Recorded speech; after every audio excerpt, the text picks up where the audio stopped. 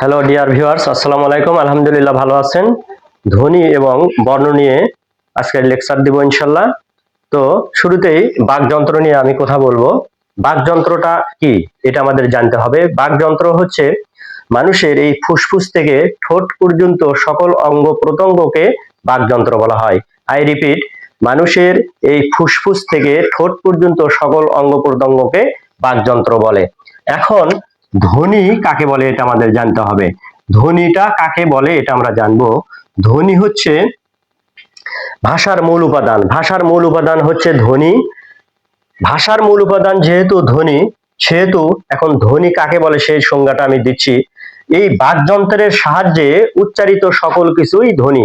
বাকযন্ত্রের সাহায্যে অর্থাৎ মানুষের ঠোঁট থেকে ফুসফুস পর্যন্ত অথবা ফুসফুস থেকে ঠোঁট পর্যন্ত যে অঙ্গ প্রত্যঙ্গ আছে সেটাকে বাকযন্ত্র বলা হয়। এই বাকযন্ত্রর সাহায্যে উচ্চারিত সকল কিছুই হচ্ছে ধ্বনি এবং ধ্বনির অর্থ থাকাটা শ্রেয়। আর ধ্বনির লিখিত রূপটাই হচ্ছে বর্ণ। ধ্বনির লিখিত রূপটা হচ্ছে বর্ণ বলা হয়। অর্থাৎ আমি যদি বলি মুখ দিয়ে যখন বলবো ক, তখন হবে হচ্ছে তার নাম হবে হচ্ছে ধ্বনি, যখন মুখ দিয়ে বলবো। আর লিখিত রূপটা হবে লিখিত রূপ হচ্ছে এই ক। ক যখন আমি লিখবো তখন হচ্ছে বর্ণ, আর যখন মুখ দিয়ে বলছি তখন হয়ে গেছে হচ্ছে ধ্বনি। একইভাবে আমি বলতেছি স্বরে অ, তারপরে স্বরে আ, এইগুলো মুখ দিয়ে যখন বলতেছি তখন হচ্ছে ধ্বনি, আর যখন আমি লিখলাম তখন হয়ে যাবে হচ্ছে বর্ণ। তো আমরা জানি স্বরধ্বনি আর ব্যঞ্জন ধ্বনি নামে কথা আছে এবং এদের প্রকারভেদ আছে। আমি ছোট্ট পরিসরে একটা আলোচনা করি, সেটা হচ্ছে কি যে অর্ধমাত্রার বর্ণ বা অর্ধমাত্রার ধ্বনি নিয়ে আলোচনা করব। আর অর্ধমাত্রার ধ্বনি বা অর্ধমাত্রার বর্ণ মনে রাখার জন্য আমি একটা লাইন লিখেছি। তো লাইনটির দিকে আপনারা প্লিজ অ্যাটেনশন দিয়ে বেশ কয়েকবার পড়ে নেবেন এবং মুখস্থ করে নেবেন। আশা করি মানে অপশন দেখলেই আপনারা অপশন থেকে উত্তর দিতে পারবেন। যেমন আমি এখানে লিখেছি ঋষিকে নিয়ে খগনথ ধপাস করে পড়ে গেল। আবার দেখেন, ঋষিকে নিয়ে খগনথ ধপাস করে পড়ে গেল। তার মানে কি, এই ঋষির এখানে যে রি আছে, এই যে রিটা দেখতে পাচ্ছেন, এই রিটা হচ্ছে ব্যঞ্জন বর্ণ, সরি স্বরবর্ণ। তার মানে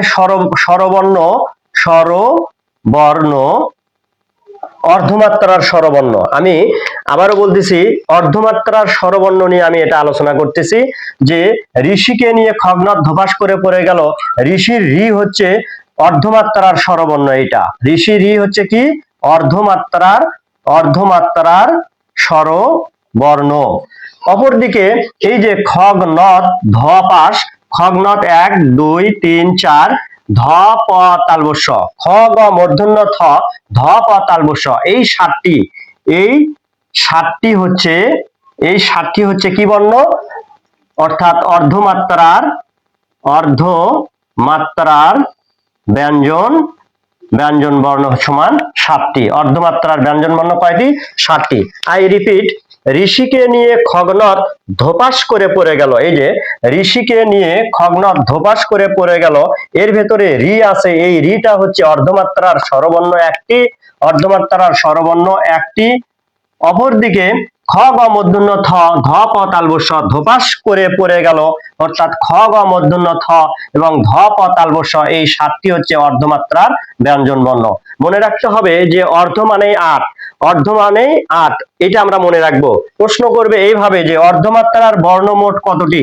তো অর্ধমাত্রার বর্ণ মোট হচ্ছে অর্ধ মানে 8টি।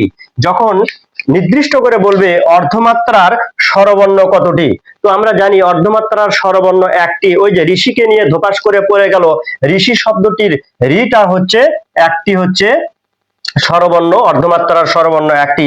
অপরদিকে প্রশ্ন যখন করবে অর্ধমাত্রার ব্যঞ্জন বর্ণ কতটি, অর্ধমাত্রার ব্যঞ্জন বর্ণ হচ্ছে 7টি। এই যে খগনথ ধপাস, খ গ মূর্ধন্য থ, ধ প তালবস্য। আশা করি বুঝতে পেরেছেন। ধন্যবাদ সবাইকে। আসসালামু আলাইকুম।